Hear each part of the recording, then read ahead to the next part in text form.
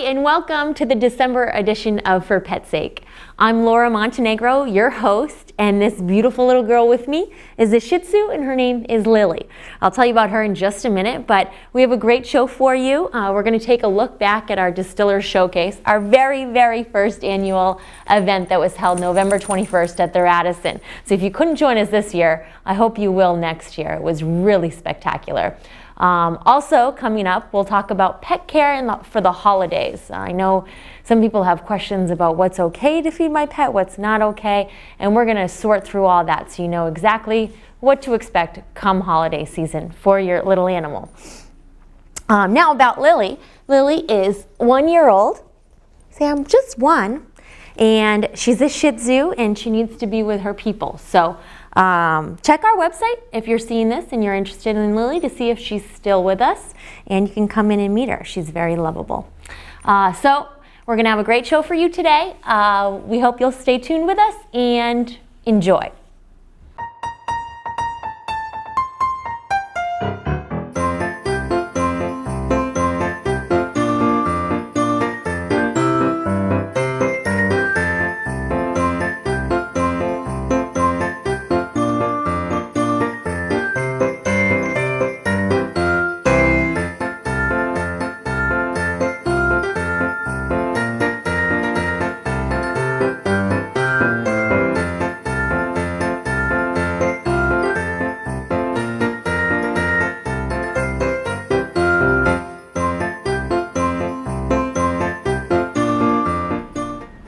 Stay tuned for the auction. Holiday tip number 1. Christmas season is coming upon us, and a lot of people have Christmas trees brought into their household. Those are great things to have, but you definitely want to be cautious. If you've got dogs or cats in your home, it's actually not good for them to either eat the tree or drink the water from the tree. It can actually cause them to get sick, so it's certainly something you want to watch out for. You also want to watch out for the decorations on your tree. I don't know about your pets, but my dog comes in, the tail starts wagging back and forth, and the tree's down on the ground. Decorations are flying anywhere, they could get broken, there could be glass. If you have cats, half the time they're climbing in your tree, going for the string ornaments. So certainly keep in mind whoever your pets are and watch for that tree in your house. Hi, I'm Laura Montenegro from the Animal Rescue League, and I look a little bit different tonight than I usually do, my usual attire for Pet's Sake. That's because I'm here at the 15th Annual Auction Gala to support the animals at the Animal Rescue League of New Hampshire. Tonight is just kicking off, but as you can see behind me, there are a lot of people here. People are just having a really good time. There's a wheel over here that people can spin and you can win great raffle prizes. Plus, the silent auction is well underway. A lot of people bidding on a lot of excellent items. This year, we've had some really unique packages, and we're so grateful to all our volunteers and supporters and donors that made this all happen. One of my personal favorites is a Sam Adams package. It comes with a big Sam Adams cooler, beers that you can only get, they're very limited edition beers, some koozies, a case of Sam Adams glasses, and what else? A Sam Adams jacket, a bunch of t-shirts for all your friends, a couple mirrors for if you have a man cave at home. So that's one of my personal favorite items, but we have some really great things, lovely quilts that people have spent just exorbitant amount of time on, and we're so grateful to them. So take a look around at the items, and we'll see you soon.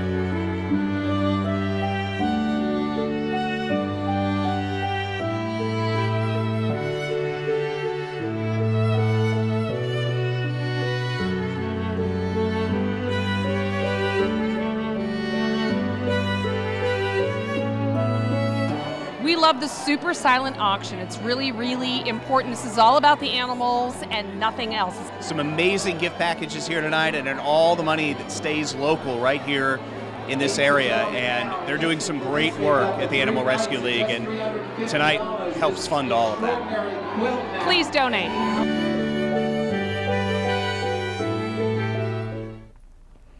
Holiday tip number 2. A lot of people bring new plant life into their life, like poinsettias this time of the year.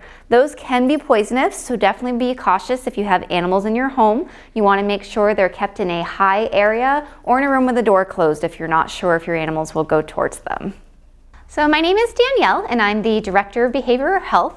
And I actually wanted to introduce you guys to my friend Chance and give you a little bit of background on his story. This is Chance in front of me. When he first arrived, he was actually very fearful to the point where we couldn't touch him.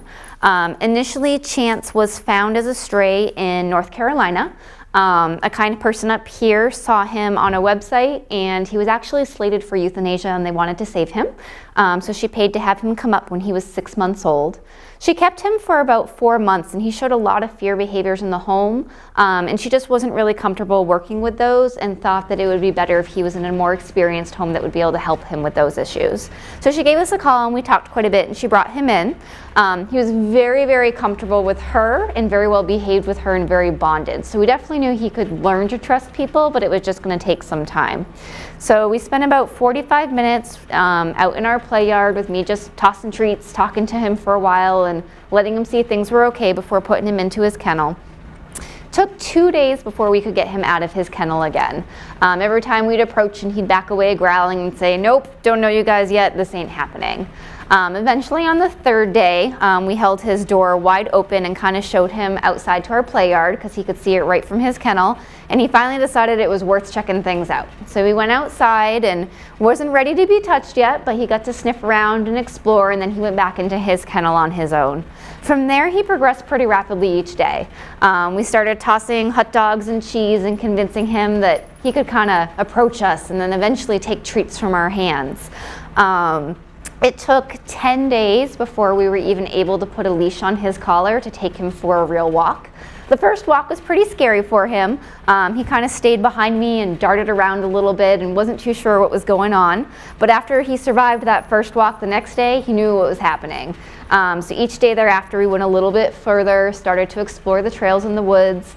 He definitely got more and more confident each time. It was really exciting. The first day we were in the play yard, probably around day 13 or 14, he actually wagged his tail and came bounding up to me, and that's when I knew we had him. He was finally comfortable enough to choose to approach on his own without any food or treats or anything involved. Couple days after that, he played with his first toy. He shredded it, which was very exciting because that meant he was actually really comfortable enough to start showing some of those behaviors. So Chance, because he's come so far, is now ready for adoption. We are still housing him in his kennel in the back because that is where he's most comfortable. So we're going to have some flyers up front and be posting him on our website so customers will know that he's here, but he's not quite ready to handle the hustle and bustle of the adoption floor. He's definitely a boy that's still really nervous of new people. So you can see he's kind of sitting right by my side. That's more out of him afraid to go explore and check anything else out at this point. You can see he's pretty comfortable with me. So what we'll be doing when adopters come in is I'll be taking him out, introducing him to the adopters and kind of showing him that the adopters are my friends and he can slowly approach. The way that we'll be convincing them to do that is with our fancy hot dogs and cheese. He is very food motivated, and usually what we do is we start just by tossing them on the floor and letting him just getting comfortable approaching people's feet without them necessarily trying to touch or interact. From there, they'll have them in their hands, maybe turn to the side and see if he's brave enough to approach and eat from their hands. And then from there, we can start petting and taking him for walks and getting him comfortable. Based on his progress here, I do anticipate that anyone interested in adopting him, it's probably going to take a good 3 or 4 visits before he's going to start really trusting those people. So unfortunately, he's not going to be a dog you can just waltz in and take home same day. He's just not going to be comfortable enough for that yet. He's very, very loving, and once he does bond, he bonds pretty hard. So whoever does end up taking him home, they're definitely going to get a very loyal companion who wants to be right with their family. Again, once he's comfortable, he's very, very playful. He's happy to chase toys, retrieve them, fetch them back. Again, he's also kind of self-playful. If you leave things around, he will play with them a little bit. He is only 11 months old, almost a year. His birthday's coming up pretty soon. So you still have to think of him as a puppy. So while he seems very calm and well-mannered here, that's just because he's not quite sure about the video camera.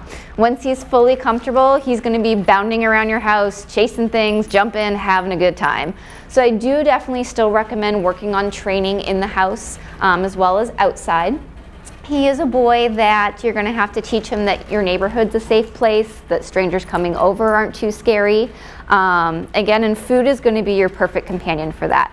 You can see just having a hot dog in my hand, he's already got sit and down, and wherever that hot dog is, he's really willing to focus and check out those things. So that's definitely how you can convince him to check out new people and new places. So again, if you're interested in Chance, definitely feel free to stop by the shelter, or you can give us a call and we can certainly tell you more about him and arrange a time for you to meet him. Good boy. Hi, this is Laura Montenegro, and tonight I'm at the Distillers Showcase of Premium Spirits. That's a mouthful, and people here have their mouthful with awesome liquors that they're tasting in the other room. The armory is packed tonight. You'll see some of that footage soon, and we hope you enjoy this. And if you've never been, if you didn't come tonight, we hope you'll join us next year, because we're just going to make this bigger and better.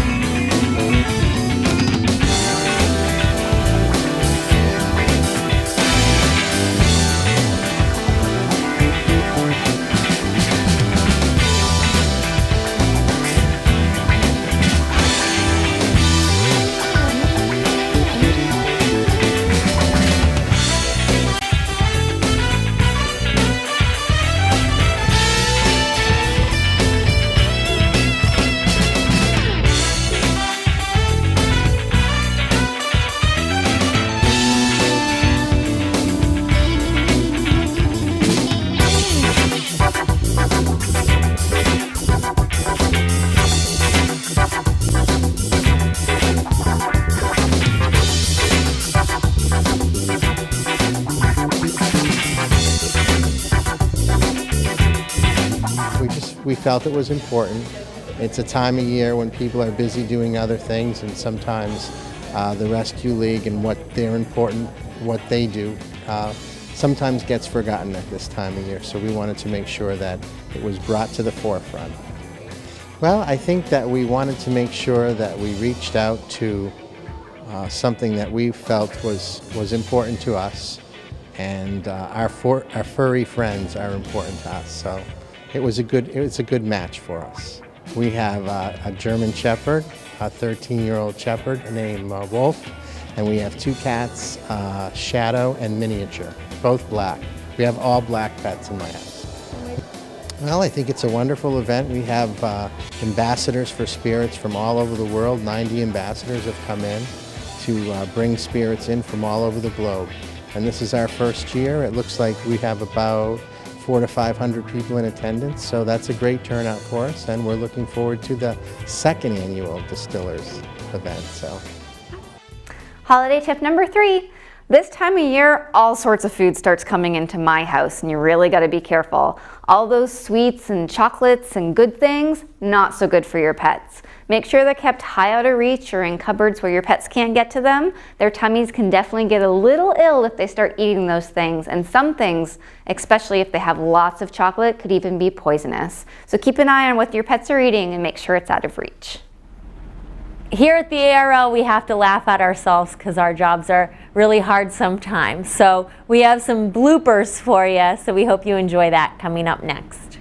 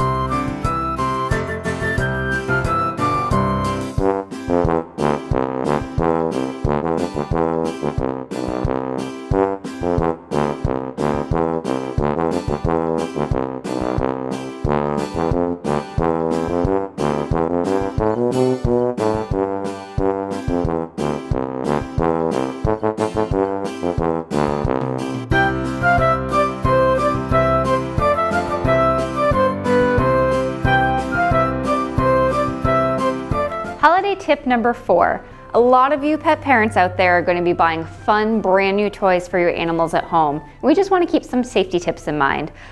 For cats, anything that's kind of a harder toy, you can see something fun like this. Kittens especially love. The balls move around, but they can't get them out, so it kind of entertains them for a longer period of time. This is something you can leave out all day. It doesn't matter if you're away at work. An animal's not going to get hurt using this. Some other fun toys that are out there is you've got soft toys, and you can kind of spritz these with catnip, and you can actually do that with any toys already in your home to kind of add some new life, or even some jingle bells from the Bat Around. All of these are perfectly safe toys.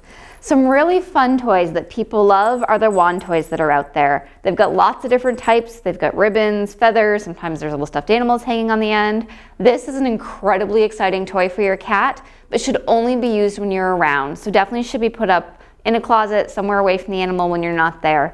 The reason for that is this is so exciting. The animals tend to try to eat the feathers or ingest the ribbons, and this can actually cause blockages in your animal. One of the things that you may see is some version of a rawhide. These come in all different types of shapes and sizes. If you do give these to your dogs, you want to make sure it is size appropriate. If you have a really big dog, you definitely don't want to go with a small one. This could actually, when they start chewing on it, it gets kind of slimy and gummy. It can get caught right in their throat and cause a choking hazard. So if you've got a bigger dog, you want to make sure it cannot fit in their mouth. So it's got to be enough just so they can kind of gnaw on an end. And you want to watch it. So as they start working it down, or if it gets to be broken, you want to throw that away and get a new one. So definitely be careful with those. If you have a dog that likes to chew but are afraid to go with a rawhide, you can go with something like a nylabone. They come in a variety of shapes and sizes. I even have a fun one at home in the shape of a dinosaur that my dog loves. Again, you want to make sure you have size appropriate for your dog. So a bigger dog should be gnawing on something like this, whereas a smaller dog, they do make smaller sizes as well. These are nice because it can take months to wear these down. So unlike a rawhide where you can see excessive chewing within days, you'll start to see those slowly wear off edges, but it's going to take quite a while. So definitely keeping that in mind when you're doing toys this season. But again, we've got lots of options out there, so just make sure everybody's safe and having a good time.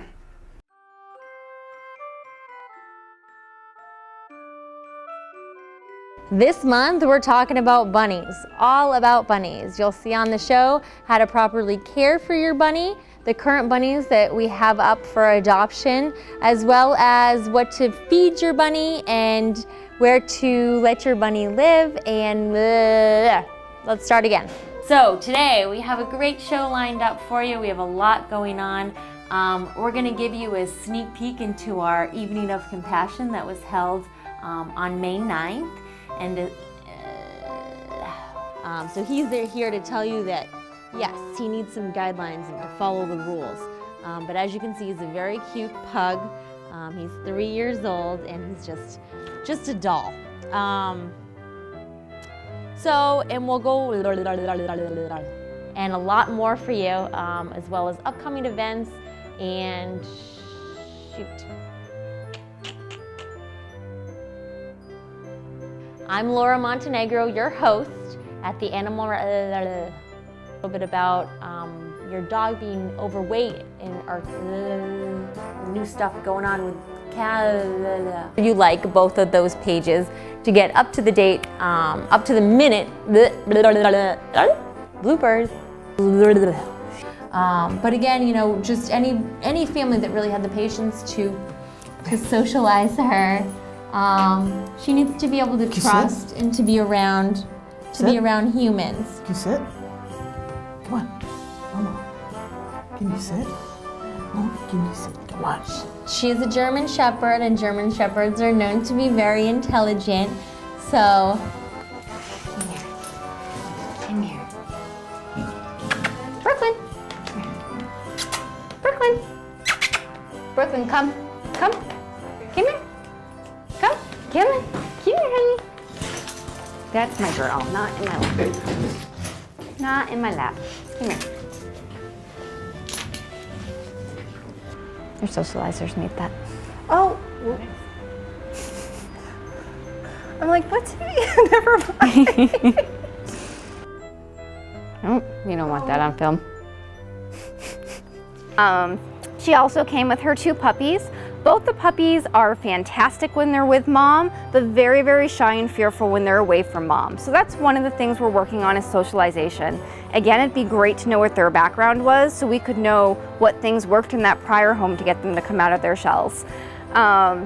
For other options, also sometimes you'll see not only will people just abandon animals on the side of the road, the woods, by the door, sometimes they abandon them with friends or family. We actually take phone calls almost every day from someone that will call up and say, hey, my friend left these cats at my house. I don't know what to do. I can't get a hold of them. They haven't come back. That's also abandonment. Okay. All right. All right. You're all right. You're all right. You're all right. Still all right. You're gonna hurt yourself if you keep squirming like that. And they're really cool, and they'll say Bark and Brew and have our logo. So again, Bark and Brew is scheduled for June 20. Did I say June the first time? It's July. Okay. Our second annual Bark and Brew is scheduled for, I can't remember the date. There's so much going on. July 24th. Hi, I'm Laura Montenegro, and welcome to June and July's edition of For Pet's Sake. Oh wait, hold on, it's July and August. Oh shoot. The race will kick off the day. My bogs are barking. My bogs. Good puppy. It doesn't look anything like my dog. You guys are awesome.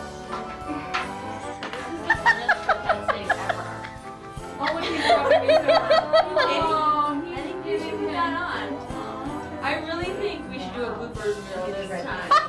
I think it would be really, really funny. I'm gonna get red paint and throw it up against the window. It's not creepy at all. You love that, don't you? Holiday tip number 5. Are you stringing up Christmas lights this year? I know I am. Definitely be careful though. You want to make sure that none of your pets chew on the wires. Cats in particular, even if you have house rabbits in your home, they're known to check those out because they look fun to play with. So just keep an eye out because you want to make sure no one accidentally gets an electric shock.